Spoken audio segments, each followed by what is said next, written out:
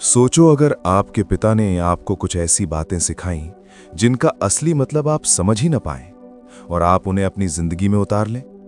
क्या होगा अगर वही बातें आपके जीवन को पूरी तरह बदल दें या आप बर्बाद कर दें? आज की कहानी बताने वाली है एक बेटे की जिसने अपने पिता की बातें मान ली लेकिन उनका सही मतलब समझ नहीं पाया। और उसके बाद जो हुआ उसे सुनकर आप अपनी आंखों पर विश्वास नहीं करेंगे। मित्रों, मैं आप सभी से माता लक्ष्मी और भगवान नारायण से प्रार्थना करता हूं, जो भी इस कहानी को पूरा सुने और भगवान श्री विष्णु के नाम का स्मरण करे, उसका घर परिवार हमेशा धन दौलत से भरा रहे, उसके घर में सुख और शांति बनी रहे और उसके मन में सही ज्ञान का संचार हो। मित्रों, आप भी इस अद्भुत ज्ञान यात्रा में हमारा साथ जरूर दीजिए। दोस्तों, ध्यान से सुनिए, ये कहानी आपकी जिंदगी में बहुत काम आएगी। एक बार भगवान विष्णु और माता लक्ष्मी पृथ्वी पर घूम रहे थे। तभी उन्होंने देखा कि एक घर में एक परिवार बहुत प्यार से रह रहा था। वहां हर कोई खुश था, कोई दुख नहीं था।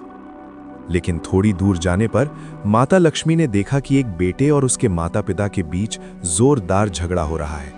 सब लोग लड़ रहे थे। ऐसा लग रहा था कि इन्हें कभी शांति और सुख का पता ही नहीं है। माता लक्ष्मी ने पूछा, हे प्रभु, ये क्या हो रहा है? कुछ लोग तो प्यार से रह रहे हैं, तो कुछ एक दूसरे की जान लेने के लिए तैयार हैं। ये सब क्यों है? भगवान विष्णु मुस्कुराए और बोले, प्रिय, तुम्हारा सवाल बहुत अच्छा है। मैं तुम्हें एक ऐसी कहानी सुनाता हूं जो जान लेने वाली नहीं बल्कि जीवन बदल देने वाली है। जो इसे ध्यान से सुनेगा और समझेगा, उसका जीवन कभी दुख नहीं देखेगा। उसके घर परिवार में हमेशा सुख रहेगा। और जिस घर में प्यार और बड़ों का सम्मान होता है, वहां हम निवास करते हैं।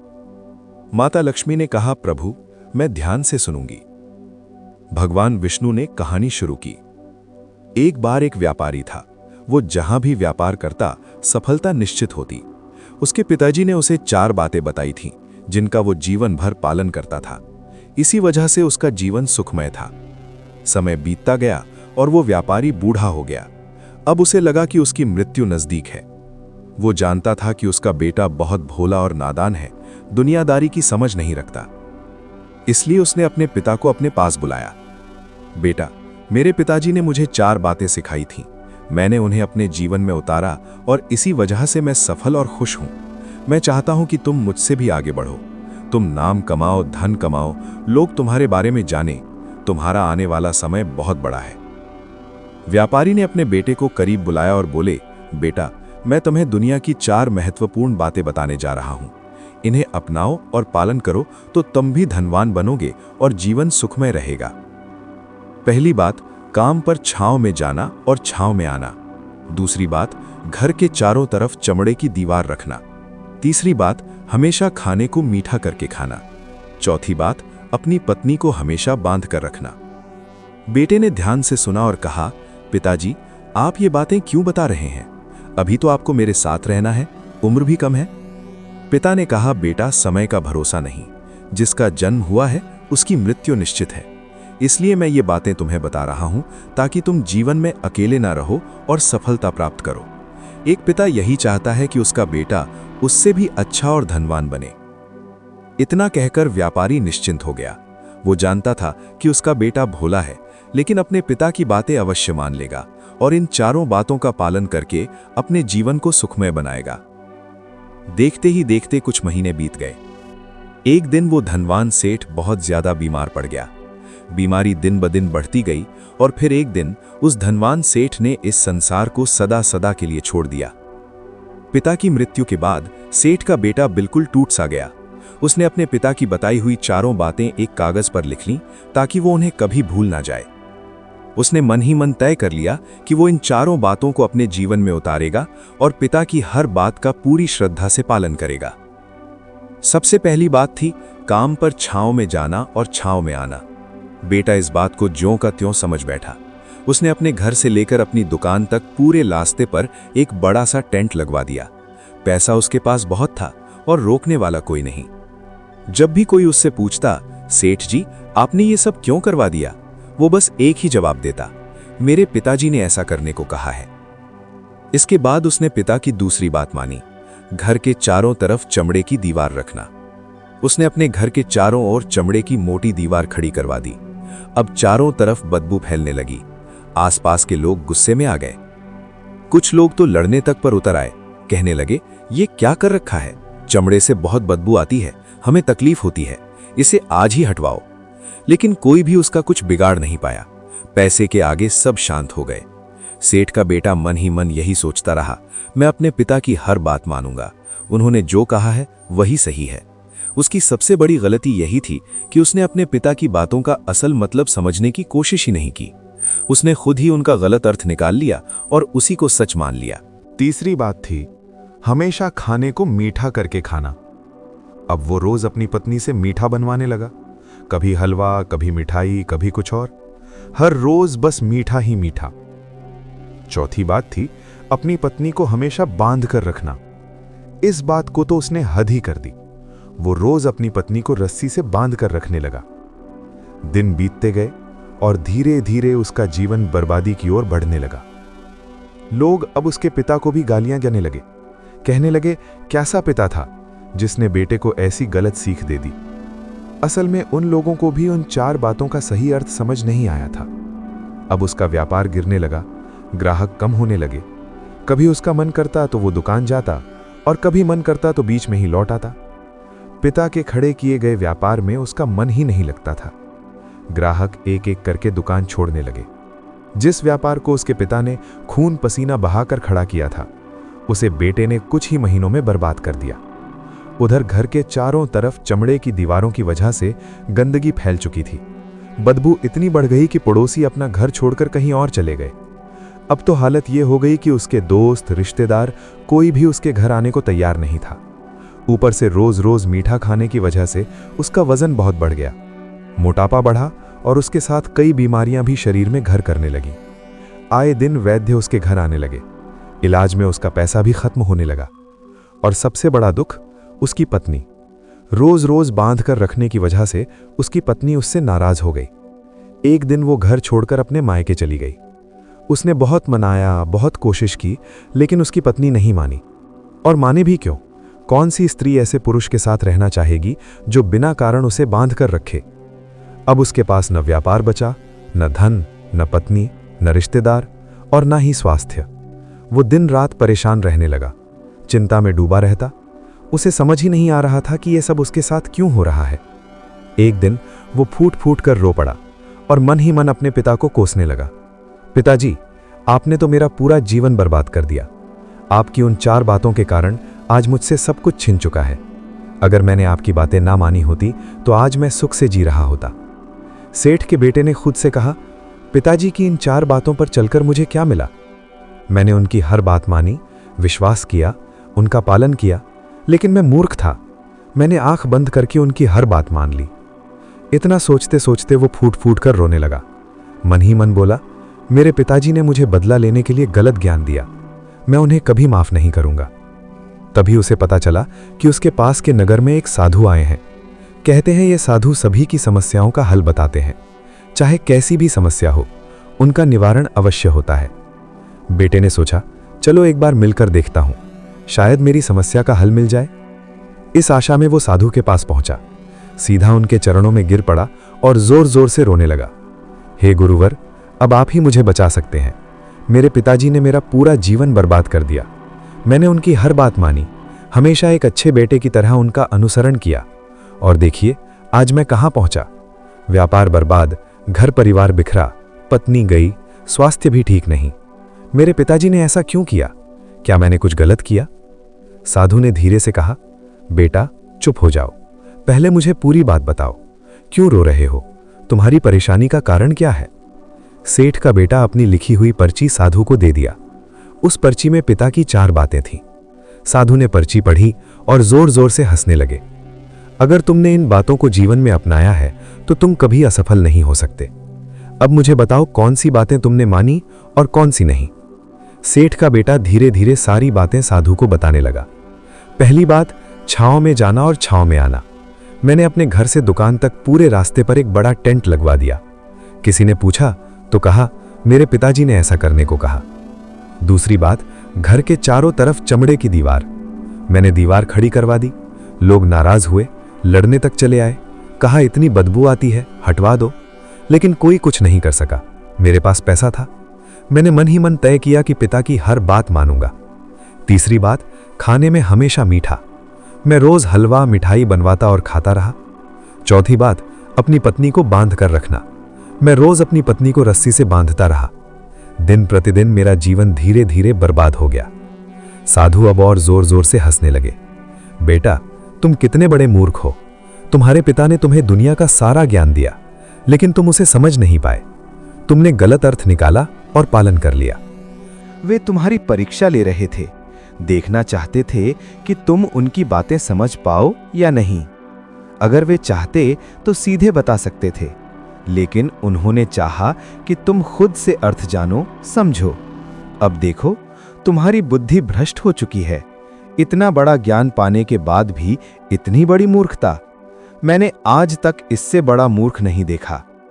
साधु ने गंभीर स्वर में कहा, तुम्हारे पास कोई ज्ञान नहीं है। तुमने जीवन में ज्ञान अर्जित करने की कोशिश ही नहीं की। अगर तुम इन बातों का सही अर्थ समझ लेते तो आज तुम भी अपने पिता की तरह सफल, खुश और सुखी होते। लेकिन तुम इतने बड़े मूर्ख हो कि तुमने अपने पिता की बातों का गलत मतलब निकाल लिया। तुमने ये जानने की कोशिश तक नहीं की कि वे बातें किस भाव से कही गई थीं। उन्होंने जैसा कहा तुमने वैसा ही करना शुरू कर दिया। अगर तुम्हें अर्थ समझ नहीं आ रहा था तो तुम किसी ज्ञानी के पास जा सकते थे, किसी समझदार से पूछ सकते थे, लेकिन नहीं, तुमने सोचना ही छोड़ दिया। ये सुनकर सेज का बेटा बोला, हे गुरुवर, आप क्या कहना चाहते हैं? क्या मैंने अपने पिता की बातों को सही नहीं समझा? वैसे भी इसमें समझने जैसा क्या था?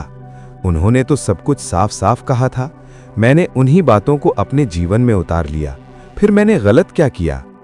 ये सुनकर सेठ एक बार फिर मुस्कुराए और बोले, बेटा, इन बातों के पीछे बहुत गहरा अर्थ छिपा हुआ था जिसे तुम समझ नहीं पाए। इसी कारण तुमने इतनी बड़ी मूर्खता कर दी और अपना पूरा जीवन बर्बाद कर लिया। लेकिन अब भी कुछ नहीं बिगड़ा है, अब भी समय है। अगर चाहो तो मेहनत करके फिर से खुशहाली, यश और समृद्धि पा सकते हो। ये सुनकर सेठ का बेटा हाथ जोड़कर बोला, गुरुवर, कृपया मुझे उन चारों बातों का असली अर्थ समझाइए। साधु बोले, सबसे पहली बात, काम पर छांव में जाना और छांव में आना। इसका अर्थ ये नहीं था कि तुम रास्ते पर टेंट लगवा दो। इसका असली मतलब ये था, सूर्य निकलने से पहले ही दुकान पहुंच जाना और सूर्यास्त होने के बाद ही घर लौटना, ताकि तुम्हें अपने काम के लिए पूरा समय मिल सके। तुम अपने काम को समझ सको, उसमें मन लगा सको और उसे आगे बढ़ा सको। लेकिन तुमने तो इसका उल्टा ही कर दिया। अब बताओ, क्या तुमने अपने पिता की बातों का सही अर्थ समझा? ये सुनते ही सेठ का बेटा फूट फूट कर रो पड़ा। हे गुरुवर, गलती मेरी ही थी। मैंने अपने पिता की बातों का गलत मतलब निकाला। मैं ही सबसे बड़ा मूर्ख था। मेरे पिता ने मुझे हीरे जैसा ज्ञान दिया और मैंने उसे पत्थर समझ लिया। कुछ संभलकर उसने पूछा, गुरुवर, दूसरी बात का क्या अर्थ था? साधु बोले, दूसरी बात थी चमड़े की दीवार। इसका अर्थ ये था कि तुम अपने घर में कुत्ता या बिल्ली पालो। वे तुम्हारे घर की रक्षा करेंगे और तुम्हारी संपत्ति सुरक्षित रहेगी, ताकि तुम निश्चिंत होकर अपने व्यापार पर ध्यान दे सको। लेकिन तुमने तो घर की दीवारों को ही चमड़े से भरवा दिया, जिससे बदबू फैली, पड़ोसी चले गए, मित्र और रिश्तेदार भी दूर हो गए। लोग तुम्हें नापसंद करने लगे। ये भी तुम्हारी बर्बादी का कारण बना। सेठ का बेटा बोला, गुरुवर, ये तो समझ आ गया, लेकिन खाने को मीठा करके खाना, इसका क्या अर्थ था? मैंने तो रोज मीठा खाया और आज बीमारियों से घिर गया। साधु बोले, हाँ बेटा, इसका भी तुमने गलत अर्थ निकाला। मीठा करके खाना का मतलब ये था कि जब भूख लगे तभी भोजन करना।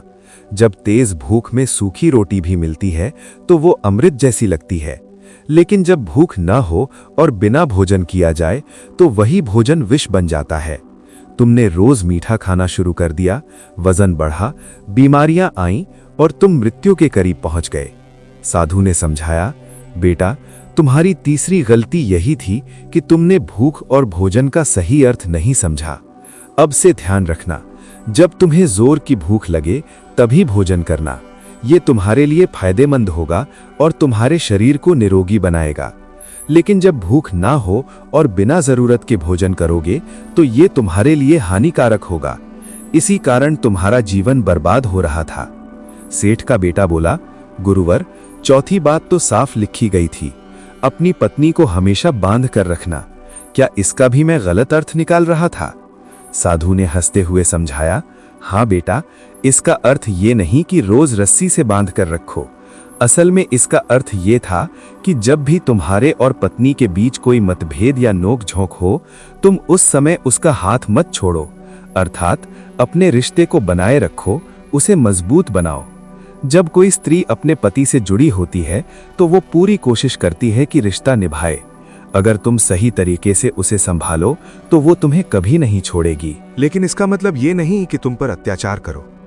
तुम्हारे पिता चाहते थे कि जो भी तुम्हारे साथ रिश्ते में जुड़ा है उसे सुरक्षित रखो, नोक झोंक के बाद भी रिश्ता टूटने न पाए, कोई तुम्हारा फायदा न उठा पाए। अधिकांश लोग यही गलती करते हैं, अपने रिश्तों को समय नहीं देते, उनको मजबूत नहीं बनाते और फिर हाथ से फिसल जाते हैं। तुमने यही किया, अपनी पत्नी को गलत तरीके से बांध रखा, इसलिए उसने तुम्हें छोड़ दिया। पति पत्नी के रिश्ते में समझदारी बहुत जरूरी है। पति को पत्नी की बातें समझनी चाहिए और पत्नी को पति की। मिलजुल कर एक दूसरे का साथ देना चाहिए। अगर कोई गलत राह पर चल रहा हो तो दूसरा उसे सही रास्ता दिखाए। अब तुम जाओ, अपनी पत्नी से माफी मांगो और उसे घर वापस लाओ। यही चौथी बात का असली अर्थ था। साधु ने आगे समझाया, ये चारों बातें जीवन की परेशानियों का समाधान है। अगर तुम इन्हें सही अर्थ से अपनाओ तो फिर से वो सब कुछ हासिल कर सकते हो जो तुमने खो दिया। सूर्योदय से पहले घर से निकलो और सूर्यास्त के बाद लौटो। रिश्तों को सही तरीके से बांधो ताकि वे तुम्हें परेशान न करें। भोजन सही समय पर खाओ, रिश्तों का महत्व जानो और उन्हें निभाओ। तुम्हारी पत्नी ने तुम्हें सही रास्ते पर लाने की कोशिश की थी, लेकिन तुमने नहीं सुना। तुमने सोचा कि वो लोग तुम्हें भ्रमित कर रहे हैं। असल में गलती तुम्हारी थी। पालतू जानवर भी एक सुखद अनुभव देते हैं। वे हमें खुशियां और साथी प्रदान करते हैं। तुम्हारे पिता की बातें इसीलिए थीं ताकि तुम समझदारी से जीवन बिताओ और सफलता पाओ। साधु की बातें समझकर सेठ का बेटा धीरे धीरे अपने जीवन में बदलाव लाने लगा। उसने अब अपने पिता की चारों बातें सही अर्थ में अपनाना शुरू किया। सूर्योदय से पहले घर से निकलना और सूर्यास्त के बाद लौटना। घर में पालतू जानवर रखना ताकि सुरक्षा और साथी मिले। भूख लगने पर ही भोजन करना और हमेशा संतुलित खाना। रिश्तों में सच्चाई और समझदारी से जुड़ना, खासकर पत्नी के साथ। जैसे जैसे उसने इन बातों का सही पालन किया, उसके जीवन में सकारात्मक बदलाव आने लगे। घर में खुशहाली लौट आई, व्यापार फिर से बढ़ने लगा, पत्नी भी घर वापस आई और उसका जीवन फिर से सुखमय और आनंदमय बन गया। तभी भगवान विष्णु माता लक्ष्मी से कहते हैं, प्रिय, इस संसार में कोई भी समस्या ऐसी नहीं है जिसका समाधान न हो। हर समस्या का हल है, बस ढूंढना पड़ता है। जिंदगी का नियम यही है, जो दूसरों को रुलाता है वो भी एक दिन रोता है। जो हासिल है उसे पसंद करना सीखो और जो पसंद है उसे पाने की कोशिश करो। इंसान जो बोता है वही फल पाता है। जैसे दिन ढलता है वैसे ही जिंदगी भी धीरे धीरे ढलती है। हमेशा खुश रहो। संबंधों में झुकना गलत नहीं है, कभी कभी रिश्तों को बचाने के लिए झुकना पड़ता है। किसी से दोस्ती ऐसी निभाओ कि दुश्मन भी कहें, काश हम भी इनके दोस्त होते। तकलीफ होने पर जो पहला याद आए वही सबसे मूल्यवान व्यक्ति होता है। भाग्य बदलता है अगर इरादे मजबूत हों। किस्मत को दोष देने से समस्या दूर नहीं होती, लेकिन शांति जरूर चली जाती है। बीता हुआ समय सिखाता है और अनुभव देता है। दर्द इसलिए आता है ताकि सुख का महत्व समझ सके। अपनी तुलना दूसरों से मत करो, हर फल का स्वाद अलग होता है। खुद पर भरोसा करना सीखो। सहारे कभी हमेशा साथ नहीं देते। संतोष से बढ़कर कोई सुख नहीं है। मनुष्य अपने कर्म से महान बनता है, जन्म से नहीं। मुसीबत थोड़ी देर के लिए होती है, सफलता पाने में मेहनत लगेगी, लेकिन जब रास्ता खुलता है तो सफलता हमारे बिल्कुल पास आती है। सफलता के रास्ते तब खुलते हैं जब तुम उसके बिल्कुल करीब पहुंच जाते हो। इसलिए हमेशा धैर्य रखो, मेहनत करो और सकारात्मक दृष्टिकोण अपनाओ। साधु बोले, बेटा, इंसान की अच्छाई पर लोग अक्सर खामोश रहते हैं, लेकिन उसकी बुराई पर चर्चा होते ही गूंगे भी बोल पड़ते हैं। कद्र करो उन लोगों की जो तुम्हारे बेरुखे व्यवहार के बाद भी प्यार से बात करते हैं। सीखो हारे हुए की तजुर्बा और अपने दिमाग का उपयोग। इंसान को कभी हारने नहीं देना चाहिए। खुश रहना है तो अपनी जिंदगी के फैसले परिस्थिति देख कर लो। दुनिया को देख कर लिए फैसले हमेशा दुख देते हैं। अच्छे बनो पर सही साबित करने की कोशिश मत करो। जो सही होता है वो साबित करने में अपना समय व्यर्थ नहीं करता। याद रखो, ईश्वर की न्याय की चक्की थोड़ी धीमी जरूर चलती है, पर पिसती बहुत बारीक है। खाली बर्तन सबसे तेज आवाज करता है, ज्यादा बोलने वाले अक्सर कम बुद्धिमान होते हैं। अगर किसी एक से शिकायत है तो उससे बात करो, लेकिन अगर अधिकतर लोगों से शिकायत है तो खुद से बात करो। अपनी जिंदगी में सुकून के पल निकालो। इंसान की जरूरतें कभी पूरी नहीं होती। सब कुछ जवाब देना भी अच्छा नहीं। कुछ जवाब वक्त पर छोड़ देना चाहिए। बिना कोशिश किए पछताने से बेहतर है कोशिश करके असफल होना। धूप का आनंद तभी ले सकते हो जब बारिश का भी अनुभव हो। किरदार को हमेशा साफ रखो। दुनिया क्या कहती है इस पर ध्यान मत दो। वक्त गहरे समंदर में गिरा मोती है जिसका दोबारा मिलना मुश्किल है। जीवन में विचार और व्यवहार का बहुत महत्व है। एक विचार व्यवहार बदल देता है और एक व्यवहार विचार बदल देता है। किसी को उतना ही वक्त दो जितना जरूरी हो, वरना न उसकी कद्र होगी न तुम्हारे वक्त की। शब्दों के कई मतलब होते हैं, लेकिन भावनाओं का मतलब बस एक होता है, अपनापन, स्नेह और परवाह।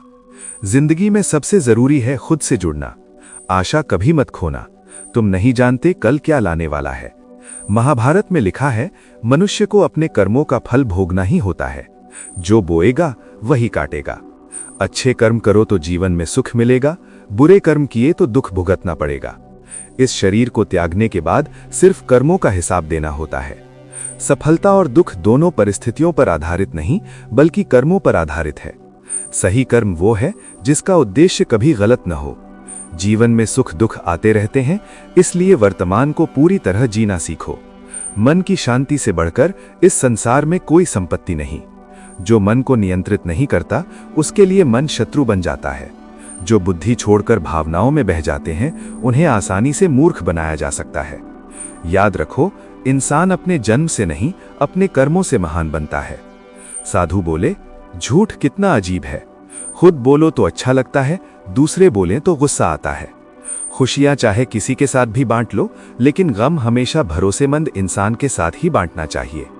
जीवन में समय चाहे जैसा भी हो, परिवार के साथ रहो।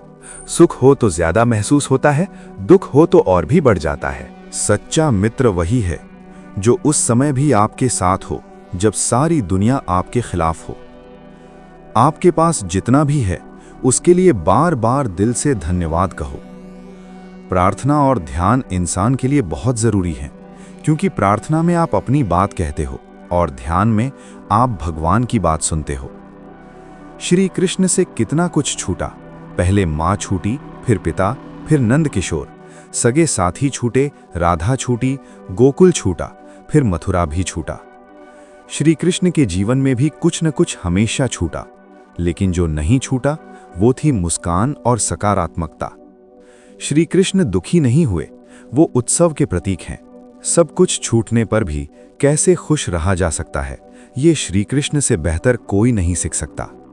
इसलिए हमेशा खुश रहो, ज्यादा मुस्कुराओ। जीतने का मजा तभी आएगा जब लोग आपकी हार का इंतजार करेंगे। गीता में लिखा है, यदि कोई आपको अच्छा लगता है तो अच्छा वो नहीं, अच्छा आप हैं, क्योंकि उसमें अच्छाई देखने वाली नजर आपके पास है। सिर्फ दो चीजें मनुष्य के भाग्य में निर्माण करती हैं। पहला, आपका स्वभाव। यदि आपका स्वभाव मधुर, विनम्र और गुणवान है तो आपका भाग्य चमकेगा। यदि क्रोधी या आलसी हो तो भाग्य बर्बाद होना अनिवार्य है। दूसरा, आपका बोलना।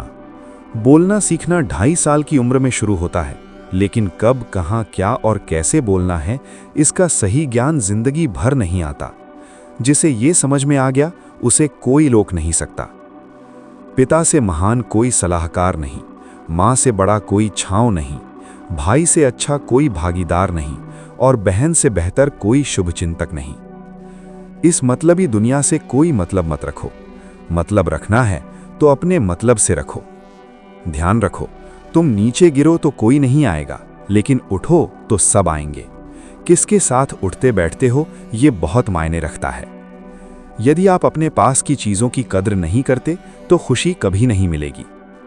क्रोध में आकर गलत प्रयास करना जीवन का सच भूलना है। गीता के अनुसार इस संसार में कुछ भी स्थिर नहीं है, सब कुछ बदलता रहता है। यदि दुख है तो वो हमेशा नहीं रहेगा, कठिन समय भी सुख में बदल जाएगा। हमें हर परिस्थिति में अपना कर्तव्य करते रहना होगा। लक्ष्य पर फोकस करना जरूरी है। कई लोग जीवन में लक्ष्य तय करते हैं, लेकिन सफलता ना मिलने पर अपना लक्ष्य बदल देते हैं। सही लक्ष्य तय करो और कड़ी मेहनत करो, तभी सफलता निश्चित है। कर्म बहुत जरूरी है। कभी भी किसी काम के परिणाम पर पहले ध्यान मत दो, सिर्फ प्लान और प्रयास पर ध्यान दो। सच की हमेशा जीत होती है। सच परेशान हो सकता है पर हार नहीं सकता। श्री कृष्ण कहते हैं, हमेशा सही काम करो, जो काम करो उसे पूरी ईमानदारी के साथ करो। मित्रों, हमारा एकमात्र संकल्प है गीता के दिव्य ज्ञान को घर घर पहुंचाना। लेकिन ये महान कार्य तभी सफल हो सकता है जब आप सब इस नेक यात्रा में हमारे सारथी बने। ये केवल मेरा या आपका प्रयास नहीं, बल्कि हम सबका सामूहिक धर्म है कि हम भगवान श्री कृष्ण की शिक्षाओं को जन जन तक पहुंचाएं और उन्हें अपने स्वयं के जीवन में उतारने का ईमानदार प्रयास करें। हमारा उद्देश्य केवल शब्द सुनाना नहीं, बल्कि आपके जीवन में सकारात्मक बदलाव लाना है। यदि इस पूरी यात्रा के दौरान आपके मन में कोई भी सवाल उठा हो, कोई दुविधा हो या कोई जिज्ञासा जागी हो, तो आप बेझिझक नीचे कमेंट बॉक्स में हमसे पूछ सकते हैं। हम पूरी कोशिश करेंगे कि आपके हर सवाल का जवाब समय पर दे सकें और आपकी शंकाओं का समाधान कर सकें। याद रखिए, आपकी एक छोटी सी राय हमें और बेहतर करने की शक्ति देती है। एक बार फिर इस ज्ञान यात्रा का हिस्सा बनने के लिए आपका कोटि कोटि आभार। और ऐसे ही और अद्भुत वीडियो पाने के लिए हमारे चैनल को सब्सक्राइब करें, वीडियो को लाइक करें और ज्यादा से ज्यादा शेयर करें। धन्यवाद। जय श्री कृष्ण। राधे राधे।